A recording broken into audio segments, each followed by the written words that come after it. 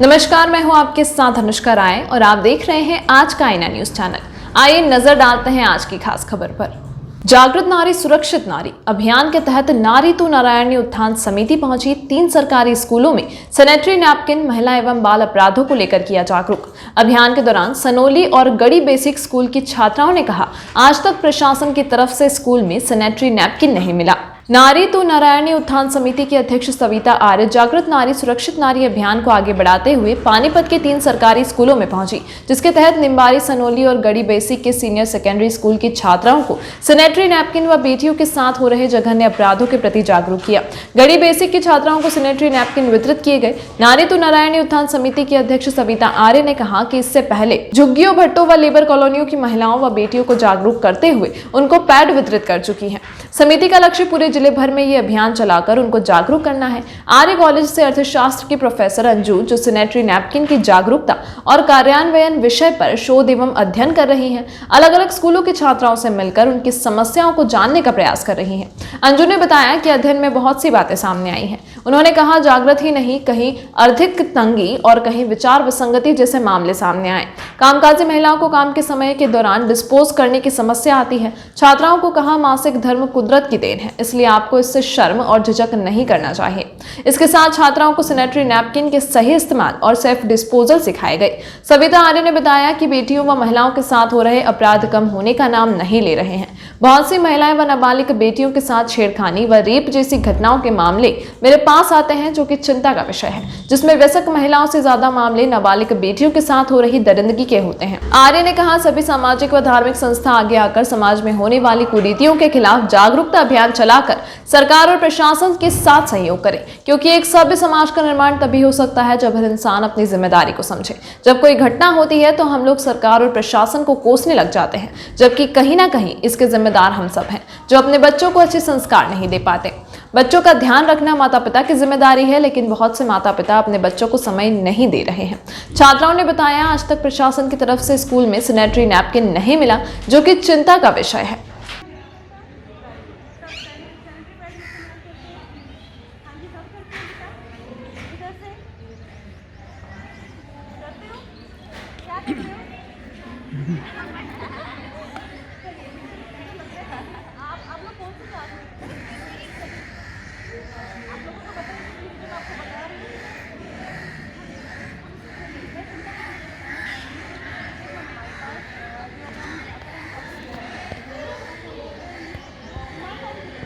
सकते हैं कि जो क्या करती है एक इंसान पैदा करती है। तो मतलब हम कह सकते हैं कि लड़कियों को वरदान मिला हुआ है किसका? रिप्रोडक्टिव सिस्टम को बनाने का। रिप्रोडक्टिव सिस्टम आप सब समझते होंगे कि हमसे ही क्या होता है, हमसे ही शर्माना नहीं है बेटा। इसी शर्म को दूर करने के लिए हम आपके बीच में आए हैं। जो मेन चीज़ है हमारी है, जिसको भगवान ने हमें वरदान दिया है, और बस उस वरदान का नाम मैं लेना चाहूँगी मेंस्ट्रुएशन का।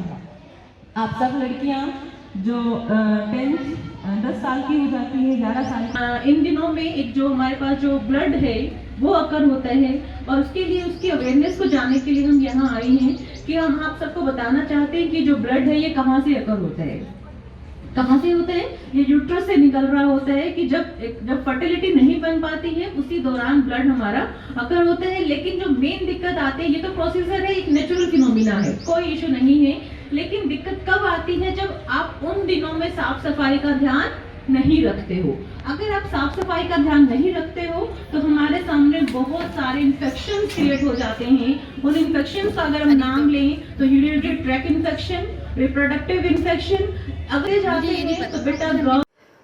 जागृत नारी सुरक्षित नारी अभियान के तहत आज नारी तो नारायणी उत्थान समिति पानीपत के 3 सरकारी स्कूलों में गई, जिसमें निमरी, सनोली व गड्डी बेसिक गांव के सरकारी स्कूलों में बेटियों को जागरूक किया, महिला एवं बाल अपराध के बारे में उनको बताया, और साथ में नारी तो नारायणी उत्थान समिति का जो अभियान है सैनिटरी नैपकिन को लेके, कि कैसे बेटियां सुरक्षित रह सकती हैं और कैसे उसको यूज़ कर सकती हैं, कैसे महिला इसके लिए जागृत हो सकती है। उसी अभियान को लेके आज इन तीनों स्कूलों में पहुंचे हैं और साथ में बेटियों को उसके बारे में जागरूक भी किया है। हमारे साथ आ रही है कॉलेज की प्रोफेसर अंजू मलिक जी, जो इसके ऊपर अध्ययन भी कर रही है।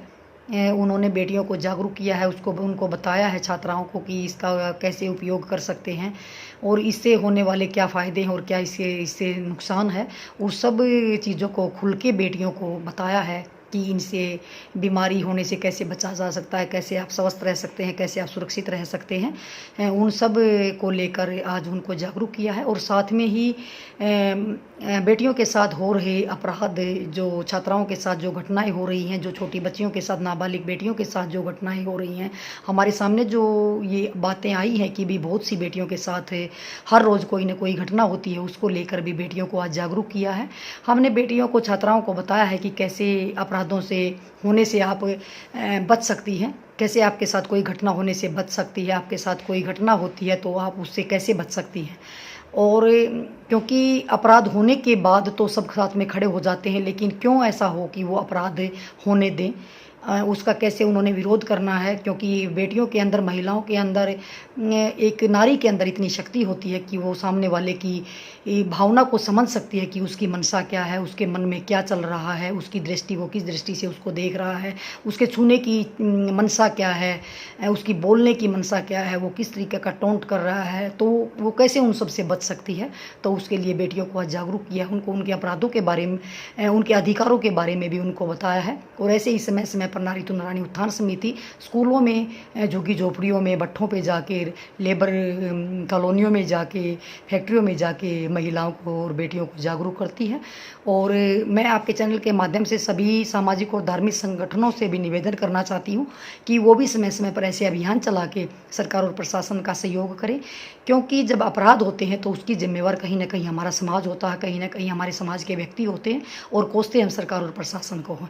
तो क्यों ना हम उन अपराधों को में कमी आए, उसके लिए हम समय समय पर ऐसे अभियान चलाएं और जागरूक रहें। अपने सामर्थ्यानुसार सब कोई ना कोई ऐसा समय निकालें कि जो हम अपने समाज को दे सकें। और हमारा जो ये अभियान है ये पूरे हरियाणा में चला हुआ है। पानीपत कवर करने के बाद हमारा जींद में, हिसार में और उसके बाद मेवात में ये हमारा कार्यक्रम चलेगा और हम महिलाओं को और बेटियों को जागरूक करेंगे और उनके अपराधों के से कैसे बचना है उनको उसके बारे में बताएंगे। और आज भी ऐसे ही हमने 3 स्कूलों में जाके, लेकिन मैं आपके चैनल के माध्यम से एक बात और सरकार और प्रशासन तक पहुँचाना चाहती हूँ कि सरकार की तरफ से हर सरकारी स्कूल में सैनिटरी नैपकिन दिए जा रहे हैं, लेकिन कुछ स्कूल हैं जो अभी बचे हुए हैं, जैसे सनौली और गड्डी बेसिक है, जो उसके सामने की बेटियों को हमारे सामने जो बातें आई कि उनको वो सुविधा अभी तक नहीं मिली है। तो जब हमने उसके लिए टीचरों से बात की कि भाई बेटियों को अभी तक ये क्यों नहीं मिले, तो उन्होंने बताया कि हमारे पास 15 मार्च को मैसेज ज़रूर आया था कि भाई सैनिटरी नैपकिन आए हुए हैं, आप आके ले लो। जब टीचर लेने गए तो वहाँ स्टॉक ख़त्म हो चुका था उसी दिन।